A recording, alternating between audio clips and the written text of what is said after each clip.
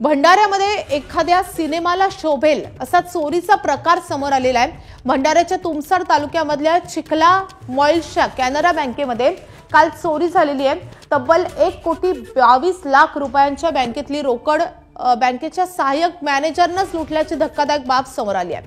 या प्रकरणी भंडारा पोलिसांनी चिखला मॉइल्स इथल्या कॅनरा बँकेचे सहाय्यक मॅनेजर मयूर नेपाले यांना अटक केली आहे। ऑनलाइन गेमिंग, शेअर मार्केट ट्रेडिंगचं कर्ज यासोबतच अन्य अशा कारणांसाठी लाखो रुपयांचं कर्ज असल्यामुळे ते परतफेड करण्यासाठी सहाय्यक मॅनेजरनंच बँक लुटली आहे। त्याच्याकडून पोलिसांनी 96 लाखांची रोकड जप्त केली आहे। यासह या चोरीच्या रकमेसाठी वापरण्यात आलेली दुचाकी आणि चारचाकी वाहनासह मोबाईल आणि अन्य अशा 1,07,00,000चा मुद्देमाल आता पोलिसांनी हस्तगत केला आहे।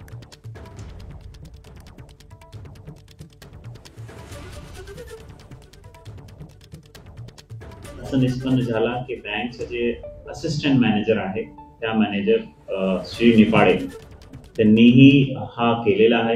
नागपूरमध्ये भंडारा पोलीसची टीमनी त्याला अरेस्ट केला। विचारपूस केल्यानंतर त्यांनी सर्व गोष्टीचा कन्फेशन केलेला आहे। आतापर्यंतची तपासमध्ये 1,07,00,000चा मुद्देमाल जप्त केलेला आहे।